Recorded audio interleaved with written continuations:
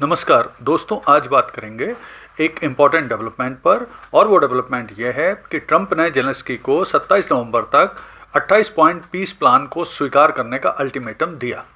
तो आइए इस पूरे घटनाक्रम की जानकारी प्राप्त करते हैं और समझने की कोशिश करते हैं कि ये 28 पॉइंट पीस प्लान क्या है, जो ट्रंप का जेलेंस्की को 27 नवंबर तक का अल्टीमेटम है उसके बाद क्या होगा, और इन सारे घटनाक्रम से किसे फ़ायदा होगा, किसे नुकसान होगा। पूरे घटनाक्रम का विश्लेषण इस वीडियो में करते हैं।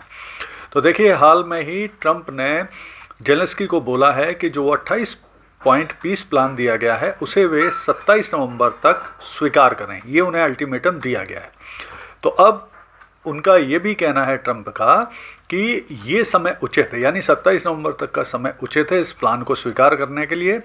और उनका ट्रंप का ये भी कहना है कि जेलेंस्की अगर ये प्लान स्वीकार नहीं करते, ये अल्टीमेटम नहीं मानते हैं, तो लड़ते रहेंगे।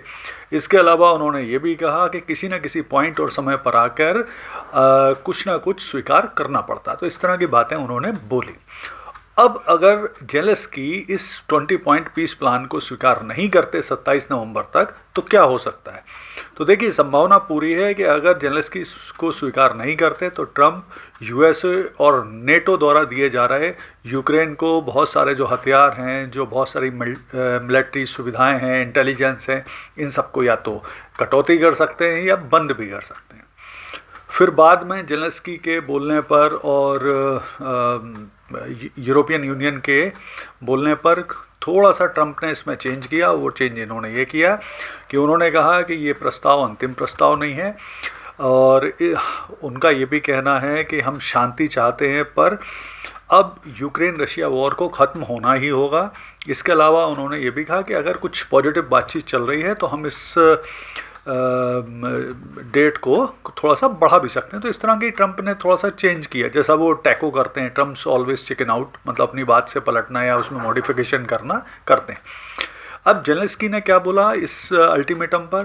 तो जेलेंस्की ने साफ कहा कि ये यूक्रेन के लिए एक असंभव विकल्प है, और इससे यूक्रेन की जो डिग्निटी है, यानी जो मान सम्मान है, उसके खोने का डर है, और दूसरी ओर अमेरिका जैसे सहयोगी के खोने का भी डर है, यानी जेलेंस्की ने स्पष्ट रूप से कहा। इसके अलावा उन्होंने ये भी बोला कि हम कुछ इस प्रस्ताव के कुछ विकल्प प्रस्तुत करेंगे, लेकिन हम सीधे सीधे ट्रंप के विकल्प या अल्टीमेटम पर हाँ नहीं कह सकते। तो इस तरह के बातें जेलेंस्की ने बोली।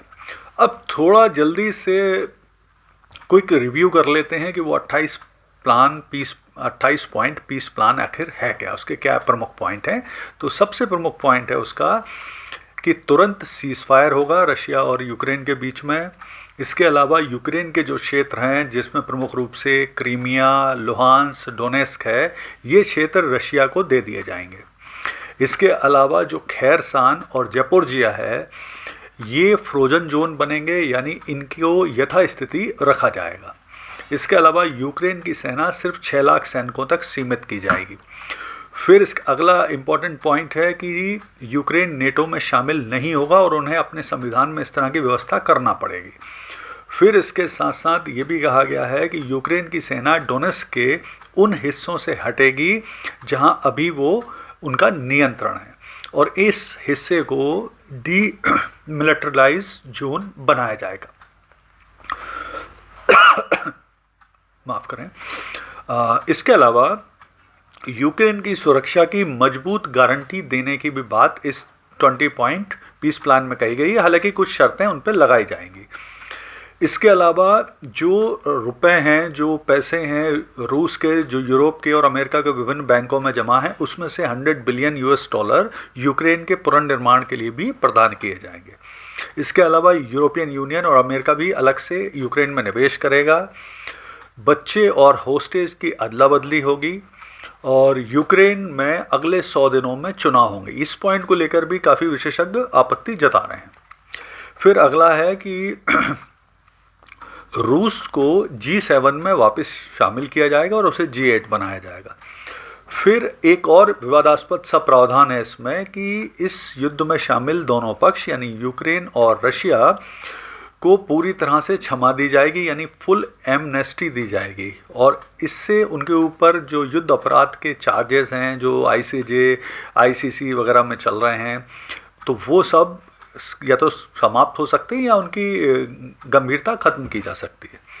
फिर इसके बाद एक और इम्पॉर्टेंट चीज़ है कि एक पीस काउंसिल बनेगी, यानी शांति परिषद बनेगी, जिसको हेड करेंगे ट्रंप, और वो निगरानी करेगी कि इस शांति समझौते को सही ढंग से पालन हो रहा है या नहीं। इस पे कुछ पॉइंट पे विशेष तौर पे विशेषज्ञों को आपत्ति है कि ये पूरा जो पीस प्लान है ये काफ़ी कुछ रशिया के हिसाब से है, रशिया को इससे बहुत बेनिफिट होगा, यूक्रेन की सुरक्षा की गारंटी बहुत अस्पष्ट सी है, और फुल एमनेस्टी मिलने का अर्थ है कि सारे जो चार्जेस हैं रशिया के ऊपर लगे हुए हैं, पुतिन के ऊपर लगे हुए, वो हट जाएंगे। लेकिन अगर हम स्थिति देखें तो ट्रंप अब तक बहुत ज़्यादा फ्रस्ट्रेटेड हो चुके हैं, क्योंकि उन्होंने कहाँ बोला था अपने चुनाव के दौरान कि 24 घंटे में रशिया यूक्रेन युद्ध ख़त्म कर देंगे। अभी 1 साल से ऊपर हो गया है उन्हें राष्ट्रपति बने हुए, लगभग 1 साल हो रहा है, और वो अभी भी इस युद्ध को ख़त्म नहीं कर पाए हैं। तो अब वो इसीलिए जेलेंस्की पे प्रेशर डाल रहे हैं कि कैसे भी करके अब ये युद्ध ख़त्म हो। और इसके बाद हालांकि ये बात अलग है कि इससे यूक्रेन को काफ़ी नुकसान होगा, लेकिन जो स्थिति बन रही है और जो फ्रस्ट्रेशन ट्रंप के दिमाग में पैदा हो रहा है, उसके चलते अब वो कैसे ना कैसे करके इस युद्ध को ख़त्म कराने के लिए प्रेशर दे रहे हैं। तो आगे इस मामले में जल्दी कुछ और डेवलपमेंट होंगे तो उस पर मैं नए वीडियो बनाकर आपके लिए प्रस्तुत कर दूंगा। धन्यवाद।